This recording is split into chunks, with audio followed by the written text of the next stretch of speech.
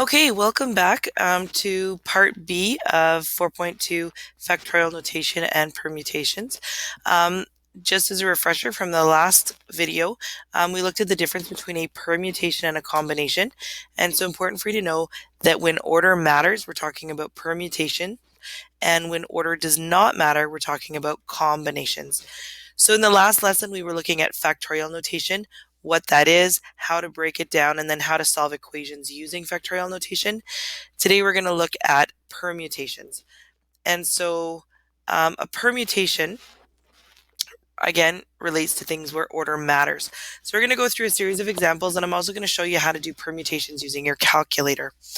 So first example here, it says a website's access code consists of 3 digits. Knowing the 3 digits isn't enough because it has to be put in a specific order, just like with a combination lock. So the digits have to be entered in a correct order, and the order or the arrangement of the digits is important. So arrangement is a key word that often tells us that we're talking about permutations. All right, let's turn my pen on here. So if we're talking about order mattering or we're talking about an arrangement, then we're talking about permutations.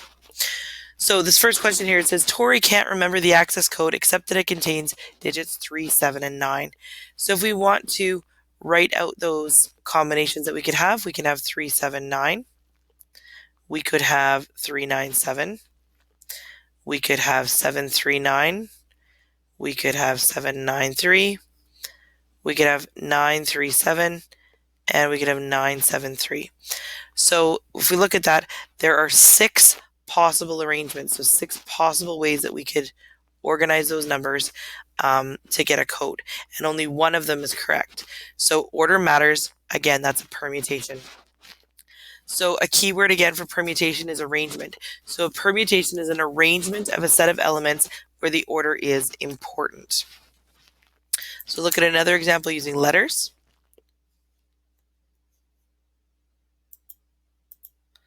And so it says list all the arrangements in the word ice.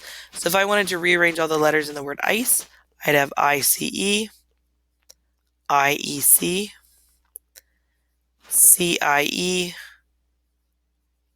CEI, EIC, and ECI. Again, there's 6 combinations. Now, a way I can look at that using fundamental counting principle. If I want to use fundamental counting principle, I'd say, well, there's 3 letters. I have 3 choices, 2 choices, and 1 choice. If I want to write this out using factorial notation, I can just write it as 3 factorial. So it says this is an example. The number of permutations of n different elements taken all at a time is n factorial. So if I have 3 elements and I'm arranging all 3 of them, or I have 10 elements and I'm arranging all 10 of them, I can use factorial notation. So here's some examples. Ralston. If we want to take the letters in the word Ralston and rearrange them to make a new word, we could write this out using fundamental counting principle.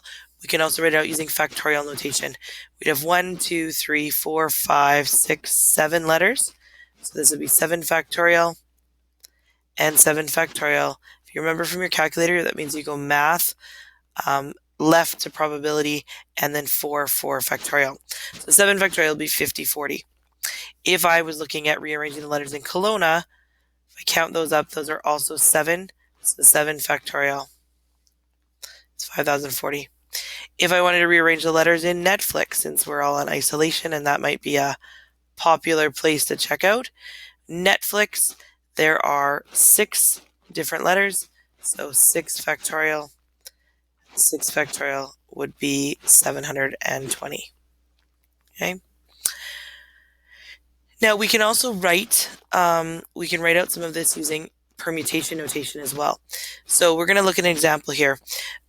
So if we're using the fundamental counting principle to figure out how many 3-letter arrangements can be made from the word graphite, notice this time we're not taking all of the letters, we're just taking 3 of them. So if we wanted to use fundamental counting principle, we draw out our 3 blanks, and we'd say, well, graphite has 1, 2, 3, 4, 5, 6, 7, 8 letters. So that means I have 8 choices for the first, 7 for the second, and 6 for the third. So that would give me 336 combinations. I can also look at this a different way. It says in the example above, the number of permutations of 8 elements taken 3 at a time can be written as 8p3, or you'll often hear me say 8 pick 3. So 8p3. Now 8p3, that's us taking 8 times 7 times 6. And if you remember from our factorial notation before, from yesterday's lesson, we have 8 times 7 times 6 times 5 factorial all over 5 factorial. So it's just another way that we can write this. We can also write 5 factorial as 8 minus 3 factorial. Well, if I put that all in my calculator, I'm going to get 336. The formula for permutations is on your formula sheet, and it's NPR equals n factorial over n minus r factorial. So the example above is just showing you how we get that formula. Really, it just matters that you're able to use this formula. Now we can do permutation notation using our calculator. And so we're going to do that right here. If you open up your calculator, to do permutations with your calculator, you have to type the n value first. So that's 8. We're going to click on the math button again and go back to where we found factorials. So again, you're hitting the 8, then math, arrow to the left, and PRB. Now we want NPR, so that's number 2. And then we type in the R value, which is 3. So 8 NPR 3. So on your calculator, it's going to look like this. 8 NPR. Now the newer calculators, it might look slightly different, but it's still going to give you the same answer. So 8 NPR 3 is going to be 336. And again, you could use the factorials to figure that out. If I were to plug this in, 8 is my n, so n factorial would be 8 factorial. My n down here is 8 minus 3 bracket factorial, which becomes 8 factorial over 5 factorial. And we already had that above. That equals 336. So yesterday I told you that 0 factorial is equal to 1. And so now that we've talked a little bit about permutations, we can use that to prove why 0 factorial is 1. Now this is just one way to prove it. There's certainly other proofs out there, but this is just one that relates to permutations. So if we replace r using the letter n in the previous formula, we get the number of permutations of n elements taken n at a time. So if I have n elements taken n at a time, that can be represented as n factorial. Now using our formula from the last page, NPR is n factorial over n minus r factorial. So if I'm using NPN, then n factorial over n minus r factorial is just n minus n factorial. So that's 0 factorial. For this to be equal to n factorial, we can only get that if 0 factorial is equal to 1. So the only way that we can get n factorial to equal n factorial is if we're dividing by 1. And so 0 factorial has to be 1. Now this isn't a full proof, this is more just using logic, but I don't want to get into the other proofs at this point. Alright, so let's take an example, or look at an example, and we're going to compare fundamental counting principle and permutations side by side. So one question, and we're going to solve it using 2 different methods. So in a certain region, vehicle license plates consist of 2 different letters followed by 4 different digits. And it says that I, O, Y, and Z are not used. And we're going to figure out how many different license plates are possible. Now we already did these questions a couple of days ago when we were talking about fundamental counting principle. We're just revisiting that example. So again, you start by drawing out your blanks. There's the 2 letters and the 4 digits. And then write out what your restrictions are. So these here have to be letters, and we're not going to use I, O, Y, or Z. And these ones over here are numbers, anything from 0 to 9. Now, it doesn't say anything in there about repetition. However, it does say right here to different letters followed by 4 different numbers. So that means no repeats.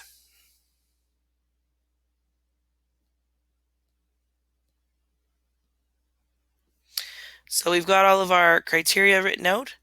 Now we're going to actually fill in those numbers. So there's 26 letters in the alphabet. If there's 4 of them that we can't use, then that means we have 22 choices. And then our next option, because there's no repetition allowed, is 21. We start off with 10 digits from 0 to 9. We can't repeat any of them, so we've got 10 times 9 times 8 times 7.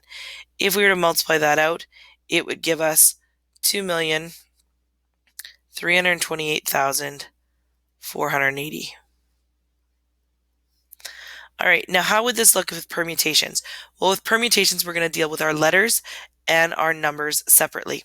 So for the letters part, we have 22 letters to choose from. Order matters, so we're using a permutation, and we want to pick 2. So we have 22 letters to pick from, and we're picking 2.